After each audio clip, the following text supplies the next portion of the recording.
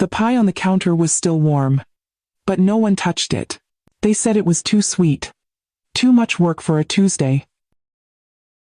The cinnamon clung to the air, like a memory that overstayed. I rinsed my hands in silence. The faucet stuttered. My apron, the one with the stitched apple, hung limp behind the pantry door. No one asked me to wear it anymore. I watched the suds swirl. Soft. Scented like lemon soap and loss. Then I heard him. "She sure eats well," he said. "But doesn't really help much, does she? My son-in-law." His voice wasn't angry. Just tired. Tired of me. Shelley said nothing. She kept wiping the table. No one looked at me. I dried the plates. Stacked them gently. Saturday down alone. The chair creaked. The air smelled like leftover gravy and a conversation that ended early. In my lap I held my kitchen towel. The one from 1984. Faded. Frayed at the corners. I clutched it like a prayer. Not to remember. But not to disappear. Later that night, I left them a note. "I'll stop eating. Don't worry." I didn't mean food. Not really. I meant the space. The silence. The shrinking. I had been digesting their distance for years. And that night, something turned. Not bitter. Not angry. Just done. The next morning I packed my spices. My pie dish. And the courage I hadn't used in years. I walked to the old church kitchen. The one with the rusted door and the broken clock stuck at 3:17. It smelled like damp wood and forgotten prayers. But to me it smelled like beginning. That's where I met her. And her. And her. And one more. 4 women. 4 kinds of hunger. They said I just ate. But now, I feed. Has anyone ever made you feel like a burden just for staying alive? When I was young, the kitchen was the heart. Not just of the house of everything. Holidays, birthdays, breakups. They all passed through my oven. I still remember the first pie I made. Crust too thick. Cinnamon burnt. My husband said it was perfect. He always said that. I wore the same apron for 40 years. White cotton. Little red apple stitched on the pocket. He bought it for me at a yard sale. 50 cents. Said it matched my smile. We used to dance in the kitchen between timer buzzes and boiling pots. He called it the waltz of old bones. Silly man. When he died, I stopped dancing. Stopped baking too. For a while. Then I got a job at the retirement home. Cooking for strangers who slowly became stories. I served meatloaf, mashed potatoes, and on Thursdays, my apple pie. The cinnamon always brought them back. Even the ones who forgot names remembered that smell. When I retired, I thought I'd rest. Just rock on the porch, drink my tea, watch the seasons fold. But the porch got quiet. Too quiet. So when Shelley asked me to move in, I said yes. Her house was bright. Larger than I was used to. No creaks in the floorboards. No smell of cloves or grease. The kitchen looked like a magazine. All white. All quiet. She said, "Don't worry, Mom. You can relax now. You don't have to cook a thing." I smiled. But my hands didn't believe her. They kept reaching for bowls for flour for sound. I missed the sound. The hiss of a stovetop. The clatter of pans. The scrape of a wooden spoon on cast iron. In their house, even the fridge hummed politely. I tried to offer once just a pot of soup. Shelley said they already ordered Thai. Next time, she said. There was no next time. I was allowed to eat. Not feed. And there's a difference. One fills the belly. The other fills the soul. I kept my spices in a box under the bed. Nutmeg, clove, Old Bay, grief. I opened it sometimes at night, just to remember the smell of being needed. That box was the only thing in that house that still belonged to me. They gave me the guest room. Pale walls, one window, a bed too high for my knees. The blanket was thin, no weight to it. At night I missed the sound of rain on our old tin roof. Here it just tapped the window, small apologetic taps. There was no clock in the room. Only my breath counting down the hours between dinners. Dinner was always quiet. Shelley worked late. Michael, my son-in-law, ate fast. The child Lily scrolled through her phone with fingers too fast for Grace. They used paper plates. Plastic forks. No one said grace. No one asked what I did that day. They assumed I had no answer. Sometimes I tried to help. Cleared dishes. Offered to mop. To sort the pantry. Michael would wave me off. "You've done enough, Mom." But not kindly. More like a hand shooing a fly. I offered to fold towels. Shelley said she had a system. I stopped offering. Even Lily called me Grandma only when prompted. Mostly, I was just there. A presence, not a person. Once I reached for a pot on the top shelf. Michael said, "Be careful. That's the good one." Like I might ruin it with old hands. I used to own pots like that. Heavy-bottomed. Reliable. They knew the weight of a meal meant to last. Here they made everything in the microwave. One night I woke to laughter. A movie maybe. Or wine. I opened my door. The hallway light buzzed. No one noticed me standing there barefoot holding the edge of my robe like a question. I closed the door. Gently. Too gently. Even my disappointment was quiet. I sat at the edge of the bed. Looked at my spice box. And thought. I used to smell like something. Now I smell like dust. I wasn't hungry. Not really. But I missed the sound of something bubbling. Simmering. Becoming. I missed becoming. I was shrinking in a house I had no room in. I used to wake up early. Still do. Old habits hold tighter than family sometimes. The kitchen was always mine before sunrise. Even here, I tiptoed in at dawn. The tile was cold. The kettle stainless steel. No whistle. Just a quiet click when it finished. I missed the screech of old things. Things that took their time. I made myself tea. Chamomile. Too soft really. But the only one they bought. I stood by the window watching a squirrel chew through the bird feeder. Even he looked more determined than I felt. Some mornings I stared at the toaster and remembered buttering bread for a table of 7. Holidays. Potlucks. Little league after parties. My house was always full. Now I made one slice. Ate it slow. Pretended it filled me. One evening I offered to roast a chicken. Michael smiled, but only with his lips. "Maybe next time, Mrs. Caldwell." He used to call me Mom. Then I was Irene. Now I was Mrs. Caldwell. Distance doesn't always shout. Sometimes it just changes your name. That night, after they finished dinner, I washed the dishes. Like always. The plate was chipped. The sponge soft. The silence sharp. Then I heard it. Michael's voice. Through the living room doorway. "She sure eats well. But doesn't really help much, does she?" Shelley didn't reply. She just lowered the volume on the television. I stood there, elbows wet, hands in foam. A fork slipped through my fingers. Clinked against the sink. No one turned. I wiped my hands. Hung the towel. Took the pie from the counter. Walked it to the fridge untouched. Later, alone in my room, I sat on the edge of the bed. I didn't cry. Crying felt too loud.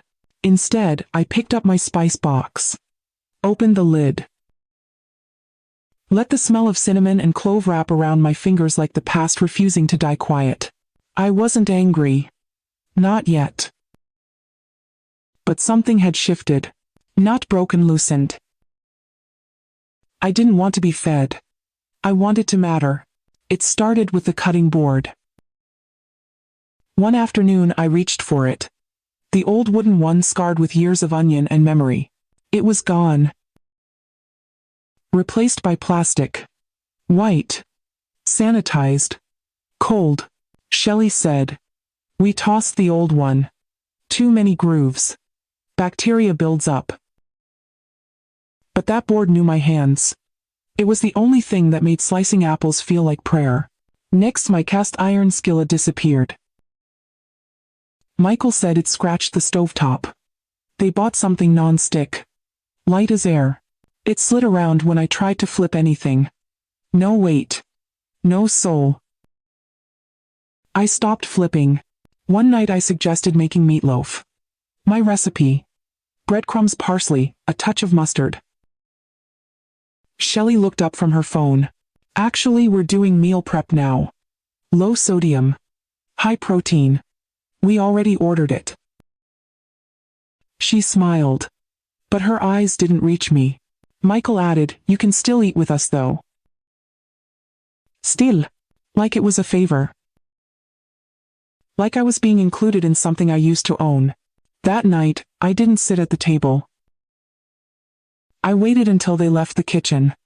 Then reheated the meatballs. Store-bought. Soft. No crunch at the edge. I added pepper. Too much. But at least it tasted like something. In my room I lit a candle. Apple spice. Just for myself. The scent filled the air with everything they'd erased. Flour on the counter. Laughter from women in hairnets.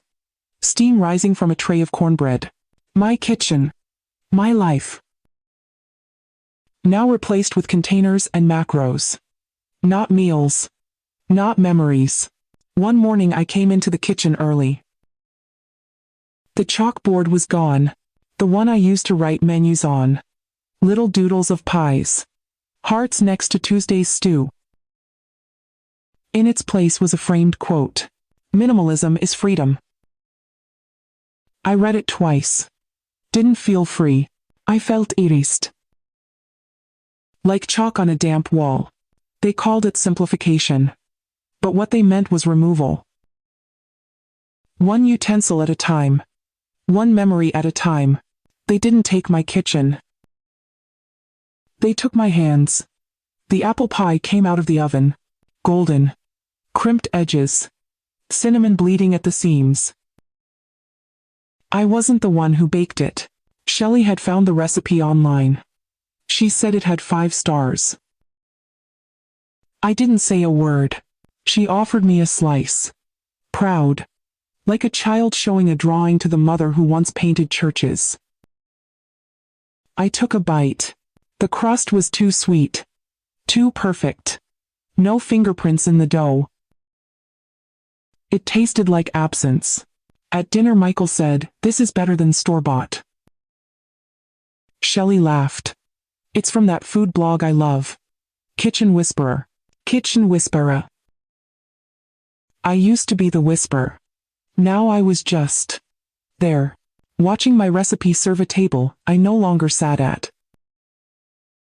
Years ago they called it grandma pie. Neighbors requested it at bake sales. Churchwomen whispered about the crust. Nursing home staff asked for seconds. But here in this house it came with no name. Just filling. Just sugar. No story. I excused myself early that night. Said I was tired. No one stopped me. In my room, I opened the small tin box with my handwritten cards. The recipe for apple pie was smudged at the corner. Flour stained. Soft at the fold.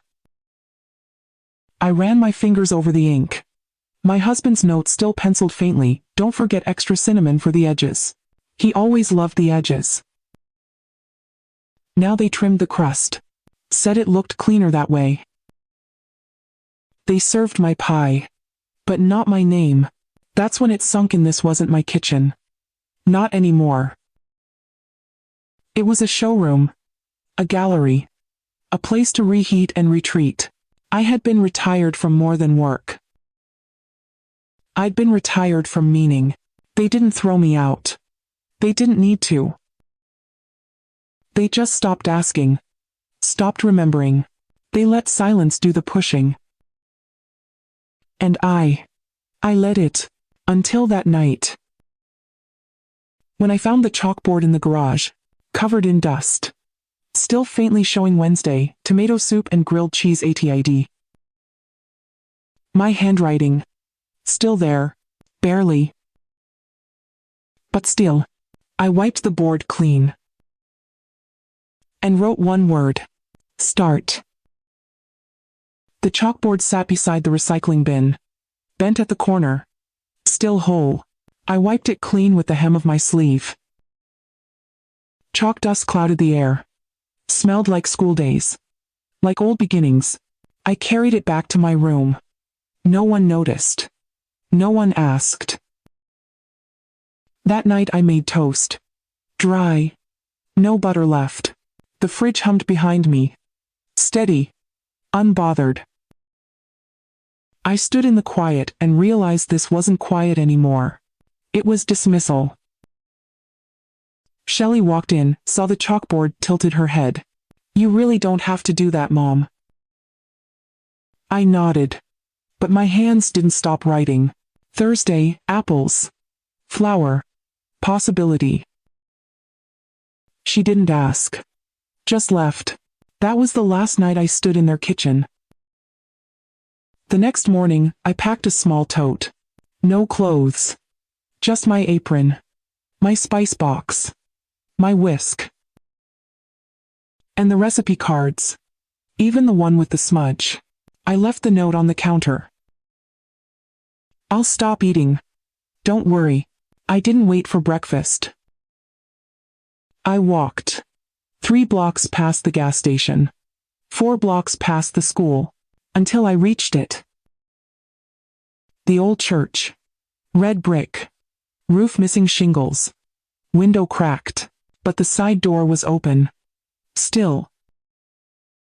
It creaked like an invitation. Inside the air was thick. Mildew, dust. And something sweeter. Hope, maybe. The kitchen had no light. Just slants of morning cutting through broken blinds. A table in the corner. 3-legged. Covered in flour from another year. I wiped it clean. Set down my chalkboard. It felt like coming home to something I hadn't built yet. In the cabinet I found one pot. Heavy-bottomed. Old. I smiled. It would do. I didn't take a suitcase. I took a knife and a name. The first thing I did was open every drawer. The handle stuck. The wood sighed.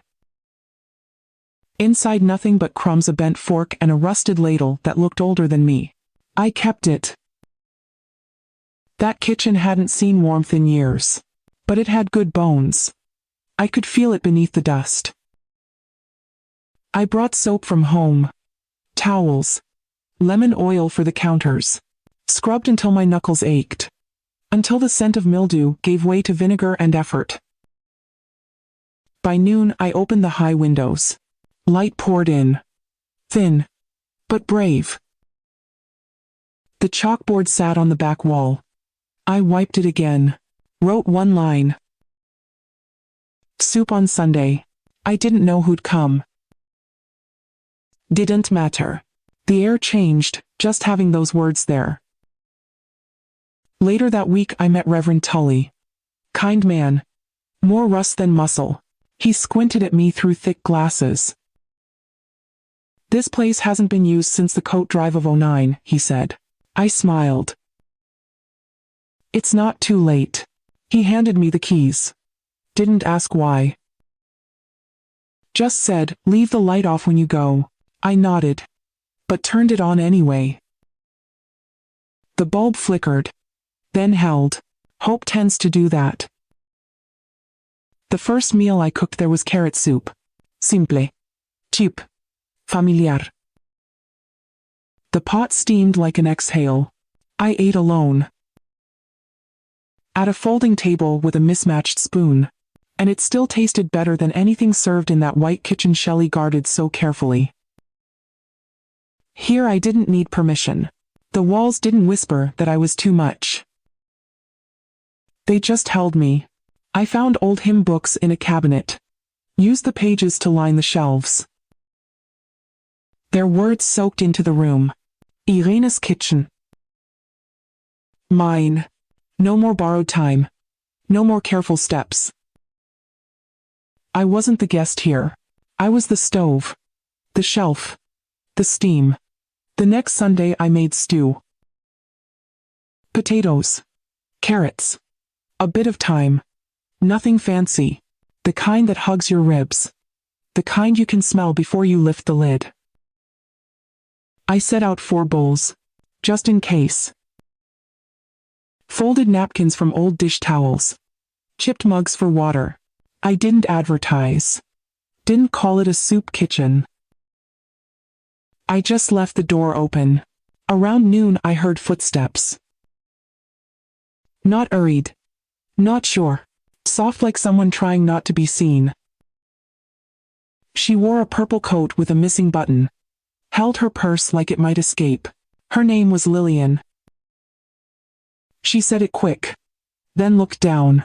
I used to teach 3rd grade, she mumbled. Long time ago. I pointed to a chair. Poured soup into her bowl. No forms. No questions. Just warmth. And steam. And quiet. She took 1 bite. Closed her eyes. That tastes like somebody used to care. I nodded. Because somebody still does. She didn't cry. Not then. But she didn't eat fast either. Each bite slow like she was learning how to deserve it. Halfway through, she looked at me. Do you need help cleaning? I almost said no. But then I saw her hands. Flat ready hands. The kind that missed purpose. I handed her a towel. She smiled. Not wide. Just enough to say thank you. The next Sunday, 2 more came. Margaret, retired nurse, hip trouble, still wore her scrubs like a second skin. And June, once a line cook, now living out of her niece's garage. They didn't talk much. But they watched me like they used to cook.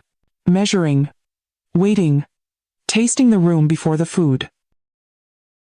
I made cornbread. Margaret offered to stir. June asked if we had hot sauce. We didn't. So I wrote it on the chalkboard. Next week, hot sauce. That was the rule. No one came to be rescued. We came to remember we still had flavor. Lillian stayed behind that day. Helped wipe down the chairs. Before she left, she paused at the door. You gonna remember me next time? I looked her in the eye. I already do. She didn't ask for a meal. She asked if I'd remember her name. By the 3rd week they started bringing things. Margaret brought napkins, patterned ones from a dollar store. Pink roses. Tiny lace trim. June brought a ladle. Said she stole it from her ex-husband's garage. We didn't ask why. Lillian brought silence. But it wasn't empty anymore. She wiped counters like they still mattered. I brought my chalkboard out front. Propped it by the church steps. In white chalk I wrote. The quiet table Sundays. Noon. No flyers. No phone number. Just that. Next week, a woman showed up with a scarf over her hair and no shoes. We gave her socks. And soup. She didn't speak. But she smiled after the second spoonful. I wrote her name down on a sticky note. Penny. Stuck it inside the cupboard. Next to Lillian. Next to June. Next to mine. That became the rule. Every name stays. Every name matters. Some Sundays we had 2 women. Some days 6. No one took pictures. No one asked for last names. But everyone brought something. One lady sang while she chopped onions. Another told us jokes she half remembered. Margaret started bringing crossword puzzles. Left them by the window with a pencil tied to the ledge. The pencil always went missing. But the crosswords got filled. One Sunday, it rained hard. The roof leaked over the corner table. Lillian grabbed a pot. June moved the chairs. We didn't complain. We just shifted. That's what women like us do. We don't stop when things drip. We just move the soup. I looked around that day and saw hands moving, shoulders softening, feet planted. Not one of us was being fed. We were feeding something else. Memory. Meaning. Muscle we thought we lost. Someone asked if we were a shelter. I said no. We were a kitchen. Ours. Not inherited. Not borrowed. Not signed over in silence. Built by hands they tried to still. It wasn't a charity. It was proof. We still had something worth serving. It was week 7 when Shelley showed up. I was folding napkins with Lillian and June. Cornbread was cooling on the windowsill. The air smelled like comfort and sweat. The door creaked open, and there she was. Hair pulled back. Heels too clean for this floor. She didn't wave. Didn't smile. Just looked around like she didn't recognize anything. "Mon," she said. Like a question. "Shelley," I answered. Like a full stop. She walked to the table. Noticed the chalkboard. Read the names. Finger paused at mine. Then moved on. "What is this?" Before I could answer, June stood up. "It's Sunday," she said. "And this is our table." Shelley blinked. Then turned to me. "You've been cooking here alone." "No," I said. "Never alone." She sighed. That familiar sigh, the one that meant asterisk, I've become inconvenient again. Asterisk. Mom, you can't just set up shop in an abandoned building. There are codes. Liability. You could get hurt. I looked at my hands. Flour still in the creases. A small burn on my wrist from pulling the cornbread too soon. It stung. But it didn't hurt. "This place doesn't belong to you," she added. That was true. Not legally. Not on paper. But I'd mopped its floors. Healed its stove. Named its air. It belonged to us. Lillian brought her plate to the sink. Quiet. But not invisible. Margaret wiped her hands on her apron. We all stood. Not to fight. Just to stand. Shelley saw it. Felt it. The kind of weight that can't be argued with. Then she softened. Just for a second. "You should have told me. I could have helped. We could have done this properly. Through a church program. A city permit." I nodded. Not in agreement. Just acknowledgement. She wasn't wrong. But she wasn't right. I didn't need permission to matter again. She didn't like that. She touched the chalkboard again. Harder this time. "I'm just worried. You're not young anymore. Neither was this building. And yet here we were. Breathing. Feeding. Becoming." Before she left, she took a picture of the space. Didn't say goodbye. Didn't say thank you. Just left. Shoes clicking on the floor, like a closing door. After she was gone, June whispered, "Is she coming back?" I stared at the chalkboard. One name was missing. Mine. Erased. Clean. Deliberate. Not by accident. By family. I picked up the chalk. Wrote it again. Slower this time. Irene. White on black. Still here. But for how long I stayed late that evening. Long after the chairs were stacked. After Lillian folded the last towel. I stood alone in the kitchen watching the light leave. The shadows stretched long. Swallowed the floor inch by inch. The stove clicked as it cooled. The silence had edges again. I wiped the chalkboard, slowly this time. My name faded again, but this time by my own hand. I locked the door. Left the keys under the mat. And walked home. Not to Shelley's house. Not to anyone's. Just the small, rented room behind the florist shop, where I slept some nights when the church felt too cold or too empty. I sat on the bed still wearing my apron, still smelling of garlic and memory. And I cried. Not loud. Not broken. Just the kind of cry that leaks through the corners when there's nothing left to hold back. Because I thought I'd found it. A place. A purpose. A reason to season again. And now maybe I hadn't. The next morning, I didn't cook. Didn't unlock the kitchen. Didn't write a menu. I let the brooms rest. Let the air stay still. Let the hope go cold. Lillian called. Twice. I didn't answer. June left a note by the back gate. Soup doesn't taste the same without you. But I still stayed away. The idea that it could all be taken, that names on a chalkboard meant less than permissions and permits, it hollowed me. I wasn't angry at Shelley. Not really. She was just being what the world had trained her to be: careful. Practical. Above all, efficient. And I was inefficient. I cooked too slowly. Talked too long. Remembered too much. There was no place for that in a world that measured value in speed and silence. I walked to the market one day. Passed by the church. The windows were shut. The sign gone. No smell of broth in the air. I pressed my hand to the door. Cold. Not locked. But not welcoming either. A place can hold your name or it can hold your ghost. That day I didn't know which one I'd become. Was I Irene, the one who started something? Or just someone who borrowed a stove for a little too long? What do you do when the thing that saved you starts to disappear too?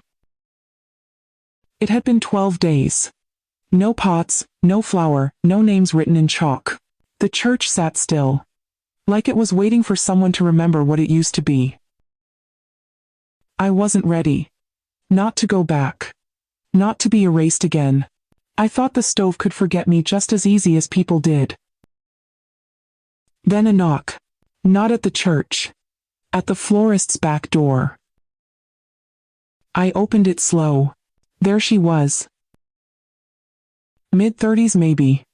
Wind-chapped cheeks. Holding a notebook to her chest like it carried something sacred. Are you Mrs. Caldwell?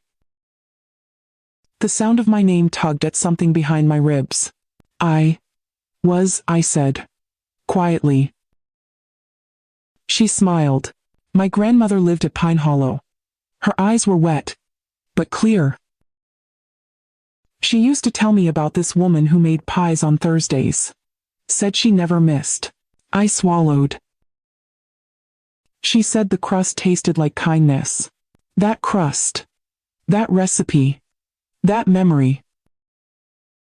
Still alive. Somewhere. She died last year, the woman said. But she left a recipe card box. Most were blank. Except one. She pulled out a slip of paper. Smudged ink. Cracked edges. It read, Mrs. Caldwell's apple pie. Use extra cinnamon near the edges. My husband's note. Still penciled in the margin. I've tried making it, she said. But it doesn't taste right. I think I'm missing something. I looked down at my hands. Still strong enough. Still dusted with the memory of dough. She asked, "Will you show me?" No one had asked me that in years. Not how I was. Not how it tasted. But how I made it. I didn't answer right away. Just stepped back. Opened the door a little wider. And said, "Do you know how to peel apples without bruising them?" She shook her head. "Then let's start there." We stood in the florist's kitchen.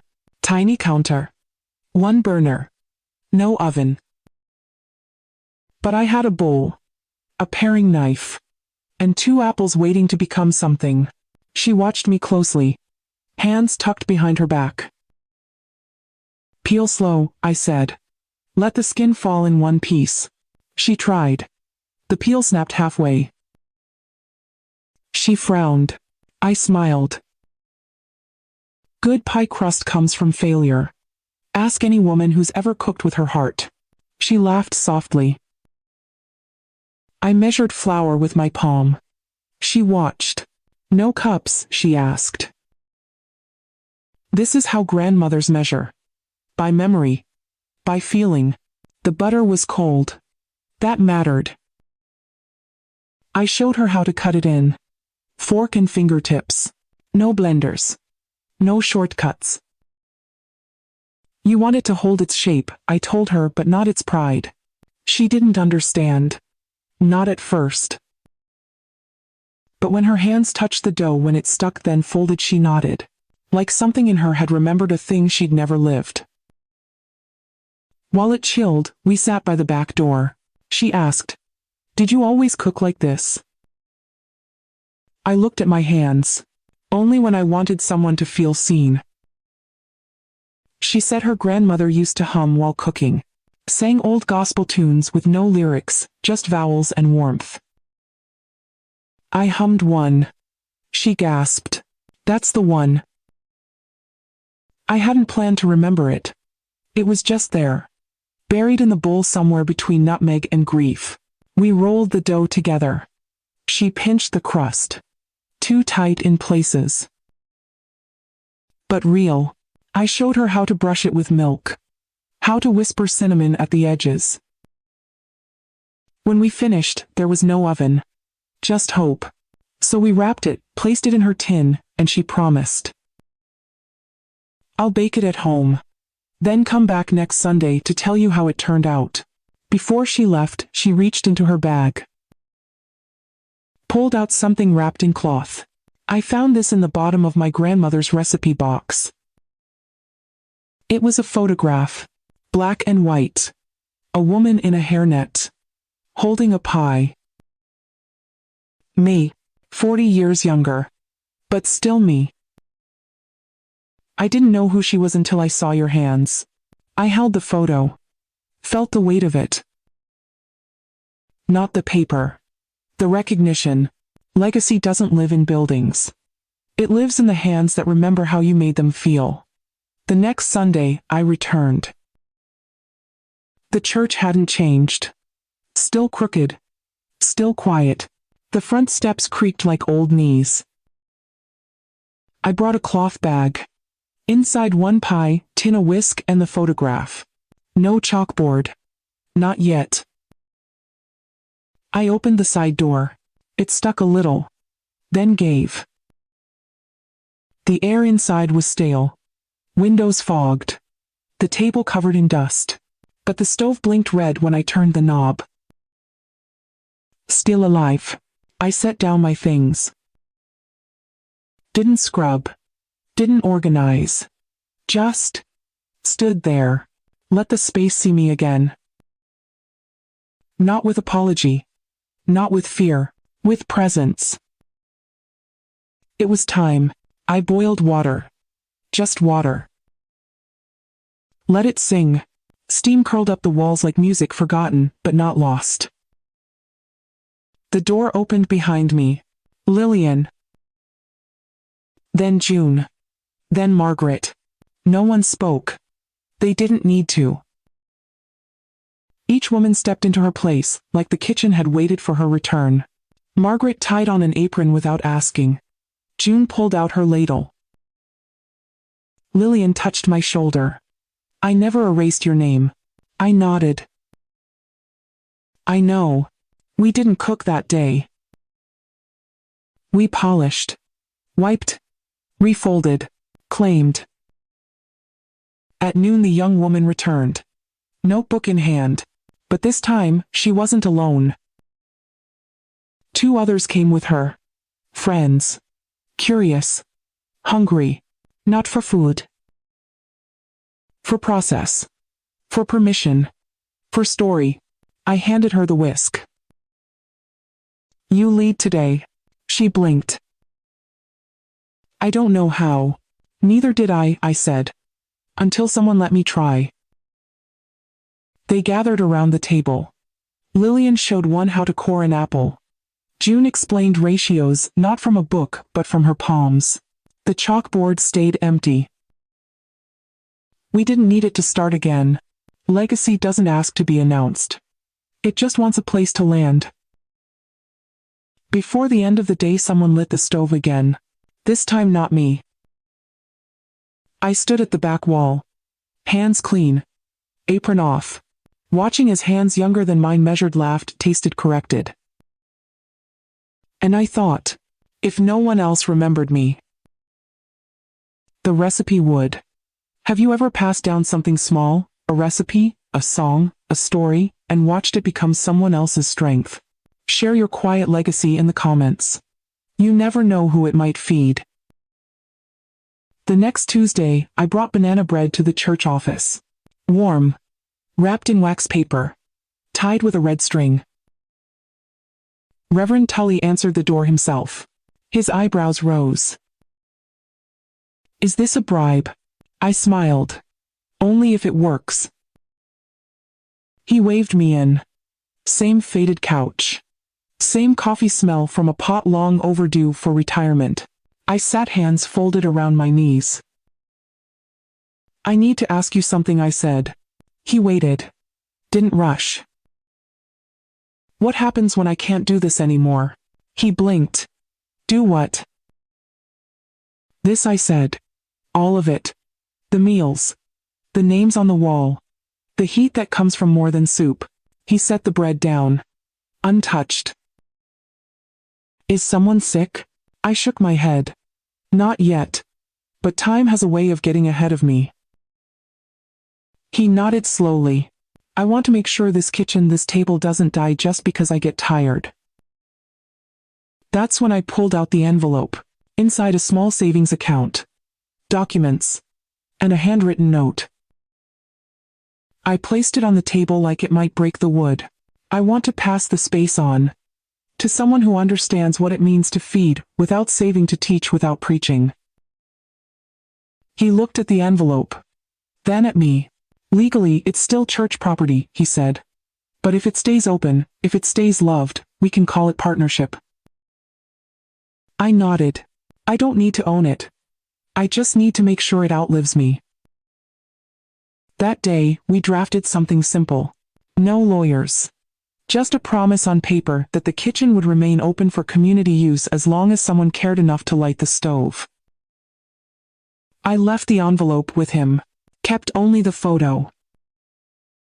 The one of me younger holding the pie.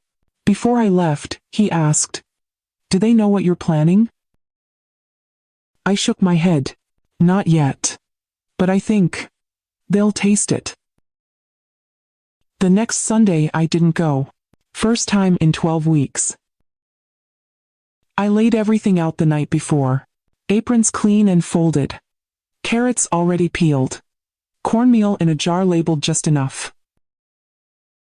I wrote the recipe on the chalkboard, hand steady, letter small. At the bottom, one line in yellow chalk. You know what to do. Then I slipped the key into the old sugar jar. Same place Mama used to hide the last spoonful of hope when times were tight. Morning came slow. I made tea. The kitchen felt too quiet. No scent of onions. No flour on my elbows. No reason to hum. But I sat. Let the quiet stretch. Let the stove stay cold. It wasn't punishment. It was trust. At noon I imagined Lillian wiping her hands on that rose print towel. June complaining that someone moved the ladle. Margaret double-checking the salt. And the girl still unnamed to me tying her apron too tight like the whole table might depend on her. It did in some way. I thought about stepping out. Walking down the block. Peeking through the church window. But that would undo it. A garden doesn't grow with the gardener watching every leaf. So I stayed. At 12:17 I heard children laugh in the alley. At 12:40 a car door slammed, then another. My hands fidgeted. I refolded a napkin twice. Still didn't move. By 1:10 the house felt too small. My chest felt too full. I closed my eyes. Spoke out loud to no one. Please let them know they're enough. When I opened them, nothing had changed. But I had. Otarumutanok. Soft. 2 taps. I opened the door. No one. Just a box. Still warm. Inside a slice of peach cobbler. Edges crisp. Middle soft. Underneath my old recipe card. Same one from the file box. But now, in someone else's handwriting, we forgot the salt. But we remembered each other. I held the card with both hands. Felt its corners tremble slightly. Wasn't the breeze. It was me. The kind of trembling that comes not from weakness, but from being seen after so long invisible. No name signed. No ribbon. Just sugar, peaches, and proof. The kitchen didn't need me today, but it still remembered what I gave it. The next time I returned to the kitchen, no one flinched. June was already stirring soup. Lillian had her sleeves rolled. Margaret waved me toward a seat without stopping her cornbread batter. Even the girl whom I now knew as Elise had a towel over her shoulder and cinnamon on her cheek. It felt like watching your children build a treehouse you didn't know they needed. I didn't bring much that day. Just one wooden box.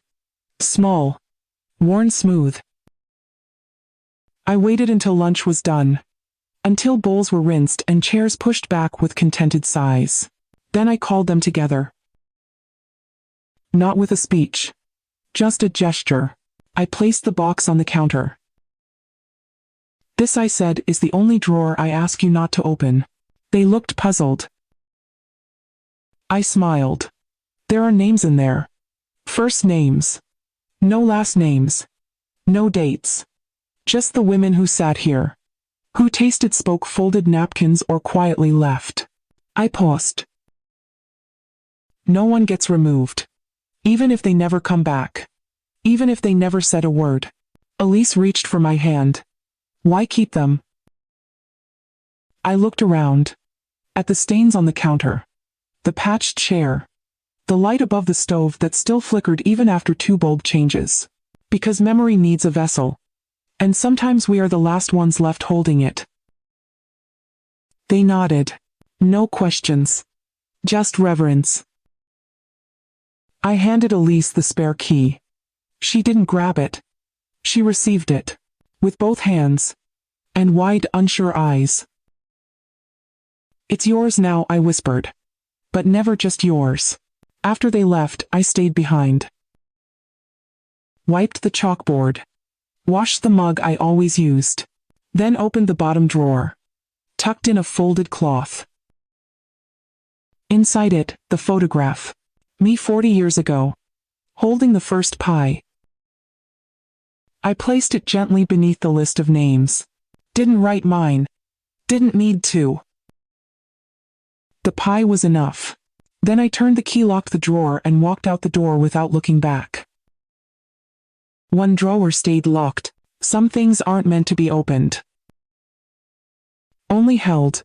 Shelley showed up on a Thursday. The door creaked open just as Elise was teaching June's niece how to zest a lemon without grating her knuckles. The kitchen was full. Not loud, but full. Laughter hummed against the tile. Steam curled from the stove like it belonged there. I was seated at the corner table peeling carrots. Quietly. Gladly. Shelley stepped in wearing the same beige coat she always did when she came to deliver hard truths. But she paused. Looked around. She wasn't expecting this. Not the smiles. Not the way Elise moved through the space like it was hers but borrowed with care. She saw the chalkboard. The names. The menu Thursday. Lemon chicken and soft bread. In honor of Margaret's birthday. Margaret beamed from the far counter. A paper crown on her head. Shelley's voice broke the room's rhythm. Mom. I looked up. She took a breath, stepped forward. I didn't know this was still happening. No one answered. Not out of coldness. Out of protection. This was not a room for defense. It was a room for doing. For stirring. For remembering. She walked further in. Paused by the drawer I had once asked them not to open. She didn't try. But she looked at it. Long. As if she could hear it breathing. Is this safe? She asked. Quieter now. Elise wiped her hands, stepped beside me. It's not just safe. It's sacred. Shelley turned to me. Eyes wet but stubborn. I thought you were just trying to fill your time. I didn't realize you were building something. I didn't answer. Just passed her a towel. There's still dishes in the sink, I said. Her hands hesitated. Then reached. And for the first time in years my daughter stood beside me, not watching, not managing, but helping. No apologies. No spejes. Just water, soap, and the sound of one generation washing what the other left behind. Later that day, while the soup cooled and chairs scraped gently across the floor, Shelley walked to the chalkboard. She read the names slowly. Some familiar, some soft, until she stopped. Her finger hovered just beneath one. Not Mina. But next to it Rosalind M. She stepped back. Her voice dropped. Is that Rosalind Monroe? I looked up. She turned to me. The woman from Pine Hollow. The one I volunteered with that summer. I nodded. Shelley swallowed hard. She used to tell me someone brought her cinnamon pie every Thursday. Said it made her feel human again. Her eyes flicked between my hands, the recipe card on the shelf, and the name still white on black. I didn't know that was you, she whispered.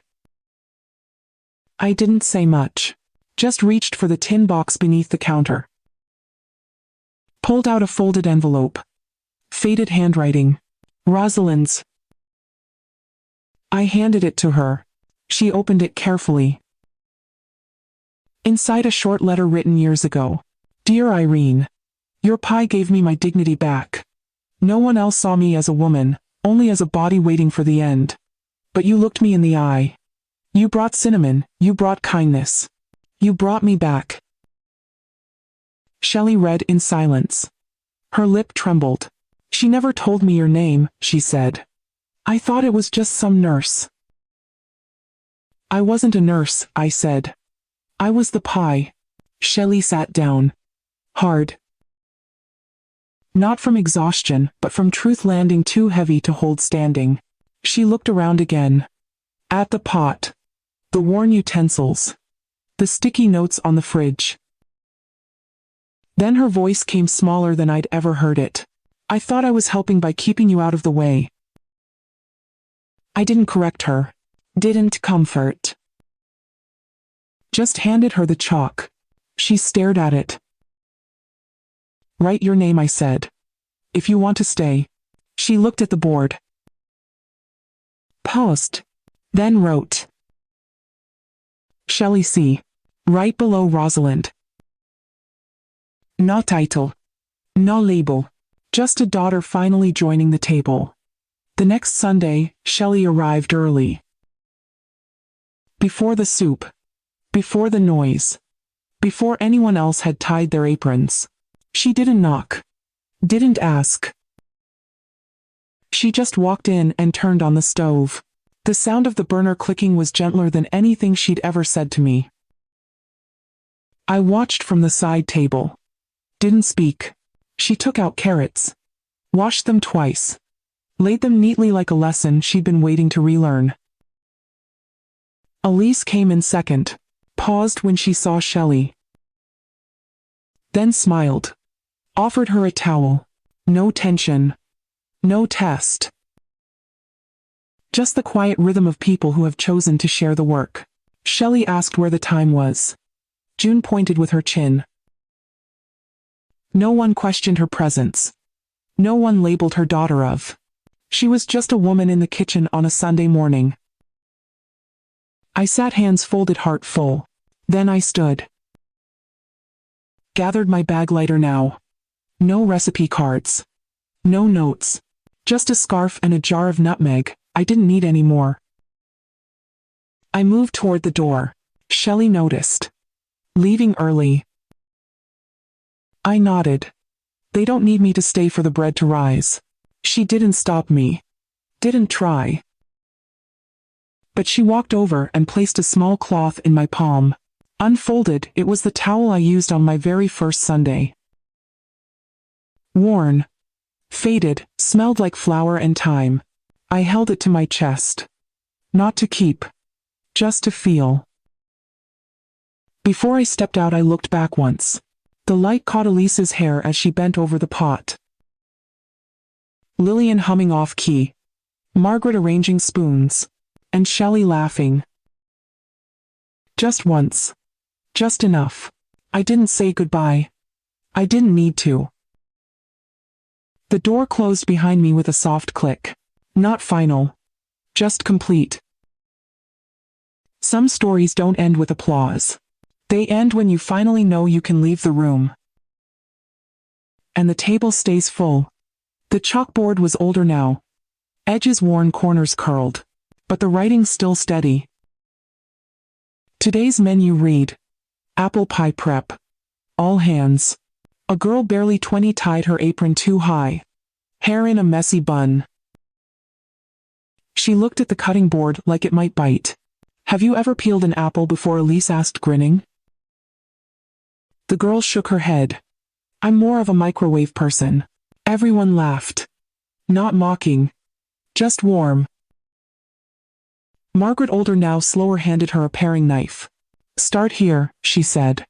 Let the peel fall in one piece. It's not just food, it's memory. The girl nodded, unsure, but tried anyway. The apple skin curled slowly, like it was letting go on its own terms. At the far end of the counter, Shelley wiped jars clean. Still the first to arrive. Still quiet. But lighter. She reached into the recipe drawer, the only one not locked, and pulled out the card. Edges yellowed. Ink smudged. But still legible, Mrs. Caldwell's apple pie. And beneath it in faint pencil, use extra cinnamon near the edges. She smiled. Whispered under her breath. She never measured. Only remembered. Outside it had started to snow. Soft flakes like powdered sugar on a window pane. The oven preheated with a low hum. Steam from the kettle clouded the glass. Inside, no one rushed. They sliced. They stirred. They hummed old hymns that no one remembered the lyrics to, only the feel. On the wall beneath the chalkboard hung a frame. Inside, a photograph. A woman in a hairnet holding a pie. Smiling with her whole face. No name. No caption. But everyone knew. The girl still peeling looked up. Who was she? Shelley stepped beside her. Not with answers. With presence. She was the reason you're holding that knife today. The girl blinked. Then smiled. I hope I don't mess it up. You will. Shelley said. First few times. But if you're lucky, you'll learn what she really taught us. What's that? That some recipes feed more than hunger. The girl nodded, still unsure. But her hands steadied. The peels fell longer now. Less afraid. And in the corner, just above the spice rack, a tiny sticky note remained. Almost faded, but still there. Everyone belongs at the table. Even if they come late. The pie was in the oven. The room smelled like cinnamon and buttered memory. The girl, her name was May, had just finished sweeping under the chairs when she noticed the drawer. Bottom left. Paint chipped. Keyhole small and almost invisible. She tugged, expecting resistance. But it opened. No one had remembered to lock it back. Inside, not recipes. Not money. Not certificates. Just paper. Dozens of folded notes. Most with single names. Some with messages. Clara, laughed like soup boiling. Rosalind, last one to wipe the table. Dina, never said a word but always brought spoons. May froze. She called out. This drawer. Was it okay to open? Shelley looked over. Eyes widened. She walked to her slowly, gently took the top paper from her hand. Then smiled. No anger.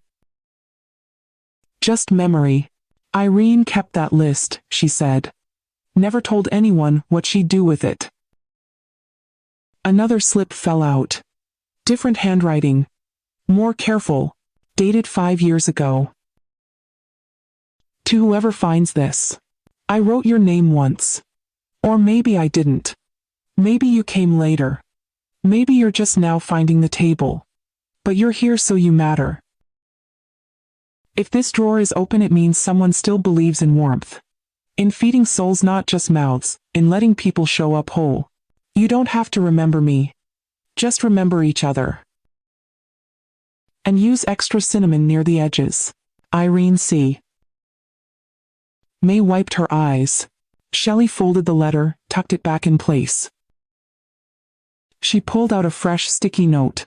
Handed it to May. We don't write in that drawer anymore. But we do add names up here. May nodded. Took the chalk. Above the stove, in a quiet corner, she wrote. May. The youngest one yet. Lillian came in with her walker, still humming gospel. Elise stirred soup with a baby on her hip. Margaret set out the crossword puzzle. Someone laughed in the kitchen. Someone else cried just a little. The light outside turned amber. The snow slowed, and inside the quiet table held steady. Not loud. Not perfect. Not new. But full. And for the first time in a long time, the drawer stayed open.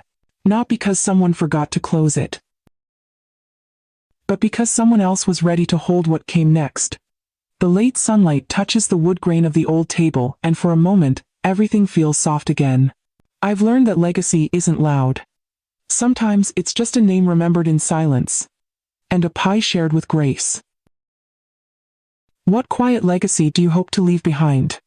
We'd love to read your story in the comments below. You are not alone. Your journey matters. Subscribe to Grandma Radio, where every story is a second chance.